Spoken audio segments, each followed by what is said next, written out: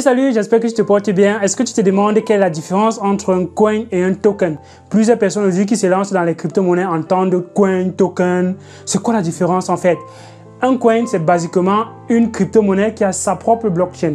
Par exemple, Bitcoin a sa propre blockchain avec son processus de consensus de validation des crypto-monnaies qui sont en fait un consensus basé sur le proof of work que j'ai parlé dans la vidéo précédente.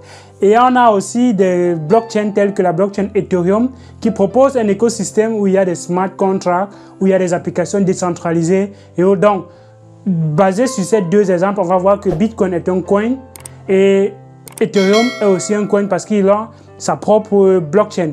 Mais il y a d'autres monnaies qui n'ont pas besoin d'avoir qui ne créent pas leur propre blockchain, mais qui existent sur la blockchain des autres. En fait, ces autres crypto-monnaies sont appelées des tokens parce qu'elles sont juste un smart contract qui est basé sur la blockchain, sur une blockchain de crypto-monnaies qui existe déjà.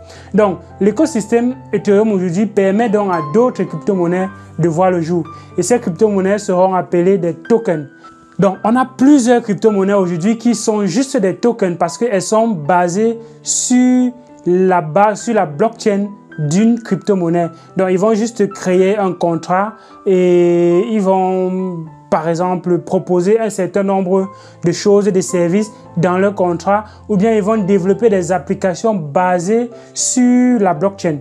Donc, ils vont pas ils ne vont pas vraiment créer une blockchain dédiée pour leur crypto-monnaie, mais ils vont juste se baser sur une blockchain existante pour ajouter un service au-dessus de cela. Donc, c'est ce qu'on va appeler les tokens. Maintenant, il y a d'autres qui font la passerelle, qui font juste les conversions entre les crypto-monnaies. Par exemple, si j'ai un Bitcoin et que je ne veux pas passer par un exchange, passer par un stablecoin, comme on va parler par la suite, pour avoir une autre crypto-monnaie, ce que je vais faire, je vais utiliser un swapper. Il y a les swappers de crypto-monnaies qui en fait n'ont pas leur propre blockchain, mais qui proposent un service qui est au-dessus des blockchains. Donc, ils proposent donc de switcher entre d'une monnaie à une autre. Et il y a plusieurs qui ont déjà vu le jour ces derniers temps, vu qu'on est entré dans la finance décentralisée et que plusieurs personnes veulent changer de crypto-monnaie, veulent passer d'une crypto-monnaie à une autre. Et donc, on est en plein dans le boom et l'explosion des plateformes de swapping des crypto-monnaies. Donc, c'est comme par exemple les gens qui swappent l'euro au dollar ou bien les gens qui swappent le franc CFA au yuan, par exemple. Ils utilisent... Bref, ils vont prendre quelques pourcentages, quelques frais là-dessus. Et aujourd'hui, c'est possible dans la blockchain également. Donc, vu que le monde de la finance est en train de se répliquer dans l'économie numérique, dans la blockchain, on veut donc créer tout l'écosystème de la finance dans la blockchain. Donc, le projet DeFi, le Decentralized Finance, ça veut créer une finance décentralisée où on a tous les services de base de la finance classique. Les emprunts, les allocations, les assurances et bien d'autres choses. Donc, tout ce que vous connaissez dans le monde classique aujourd'hui va prendre forme dans la blockchain, dans le monde de la finance décentralisée. Donc, et au-dessus de ça, maintenant, on a ce qu'on appelle les stablecoins.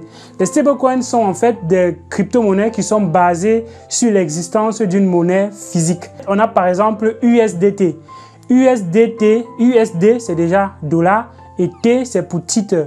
Donc, en fait, on a le Tether qui est en fait une version numérique du dollar. Donc, une fois que tu as par exemple ton Bitcoin et que tu sais que le prix du Bitcoin, ça varie, ça fait des oscillations comme ça. Donc, si tu ne veux pas que ta monnaie fasse des oscillations comme ça, tu peux donc transférer cela vers un stablecoin.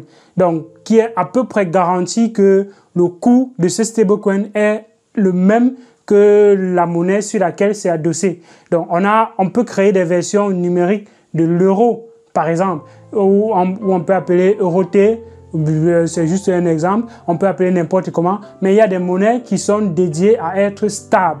Donc, les fluctuations dans ces monnaies ne sont pas comme les bitcoins, mais très très fines, comme les monnaies classiques telles qu'on les connaît aujourd'hui. Donc, j'ai parlé de 3 types de blockchain.